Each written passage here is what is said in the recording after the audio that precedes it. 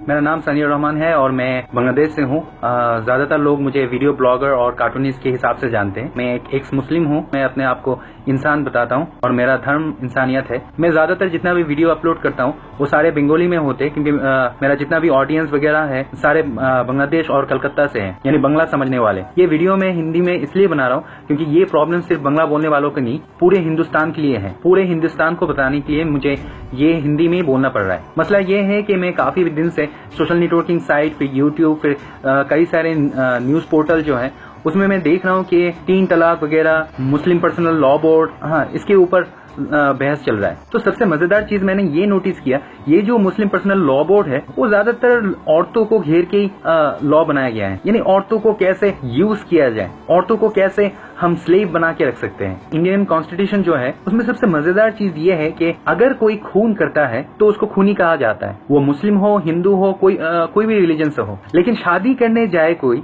तो देखा जाता है कि उसको पूछा जाता है कि आप हिंदू हो या मुस्लिम हो। तो अगर कोई कहता है कि मैं हिंदू हूँ, बोले ओके एक शादी कर लो, सारी जिंदगी भर इसी को झेल लो, यानी तुम एक ही शादी कर सकते हो।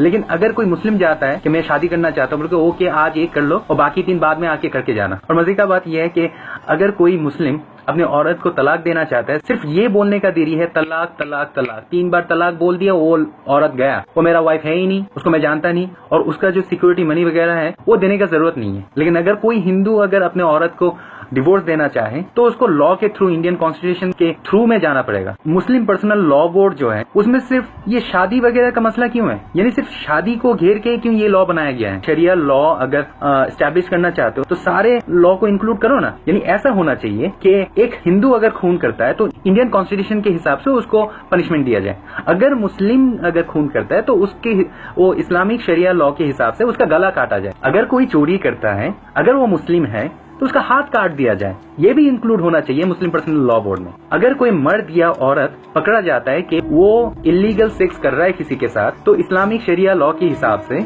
उसको कमर तक मिट्टी में गाड़ा जाए, फिर उसको पत्थर मारा जाए। यही तो है इस्लामिक लॉ। अगर इंक्लूड करना है तो सारे इंक्लूड करो ना। वो सब क्यों इंक्लूड कर रहे हो जिसमें तुम एक औरत को दासी बना के रख सकते हो। मेरे नजरिए से अभी अगर ये मुस्लिम पर्सनल लॉ बोर्ड को अगर बंद ना किया जाए तो ये मुस्लिम लोग 4 शादियां करके अगले 20 सालों में इतना मुस्लिम बच्चे पैदा करेंगे। अभी तो इंडिया का पॉपुलेशन 100 करोड़ है, तब 200 करोड़ जाने में इतना टाइम नहीं लगेगा। उस 200 करोड़ आबादी में तब हिंदू लोगों को माइनॉरिटी बोला जाएगा, क्योंकि हिंदू लोग तो एक ही शादी कर रहे हैं, क्योंकि एक ही वाइफ से सिर्फ एक ही बच्चा अगर हर साल पैदा हो तो उसको 12 साल लगता है 12 बच्चे पैदा करने के लिए। लेकिन 4 शादियां करके एक मुस्लिम फैमिली में 12 बच्चा पैदा करने में सिर्फ 3 साल लगते हैं। तो 20 सालों में हिंदुओं को माइनॉरिटी बनाने में इतना टाइम नहीं लगेगा। तो मेरा सजेशन ये है, अगर शरिया लॉ अगर एस्टैब्लिश करना है तो सिर्फ औरतों को घेर के नहीं, औरतों को यूज करने के लिए नहीं, सारे शरिया लॉ मुस्लिम पर्सनल लॉ बोर्ड में शामिल करो। जैसे खून हुआ तो गला काटो, चोरी किया तो हाथ काटो, इलीगल सेक्स किया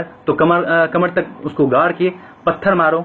या तो हिंदुस्तान में जिस तरीके से ये मुस्लिम पर्सनल लॉ बोर्ड लीड कर रहा है उस हिसाब से हिंदू पर्सनल लॉ बोर्ड भी होना चाहिए, क्रिश्चियन पर्सनल लॉ बोर्ड भी होना चाहिए, सिख पर्सनल लॉ बोर्ड भी होना चाहिए, एथिस्ट पर्सनल लॉ बोर्ड भी होना चाहिए। अगर दूसरे रिलीजन का फॉलोअर्स को पर्सनल लॉ बोर्ड बनाने का कोई परमिशन नहीं मिलता तो मुस्लिमों को भी पर्सनल लॉ बोर्ड चलाने का कोई परमिशन नहीं देना चाहिए। मैं सनी रहमान सारे भारतवासियों के सामने गुजारिश करना चाहता हूँ, आप लोग प्लीज ये मुस्लिम पर्सनल लॉ बोर्ड को बैन करने के लिए आवाज उठाएं, क्योंकि शरिया लॉ 1400 साल पुराना है। ये मॉडर्न सोसाइटी के लिए नहीं है। शरिया लॉ जाहिल अरबों के लिए था, यह हिंदुस्तान के लिए नहीं बनाया गया था। शरिया लॉ 1400 साल पुराना है। वो 1400 साल पुराना लॉ को 2016 में एस्टैब्लिश करना पागलपन है। मुस्लिम लॉ बोर्ड को बैन करें। और सारे हिंदुस्तानियों की तरह मैं भी बोलना चाहता हूँ, जय हिंद।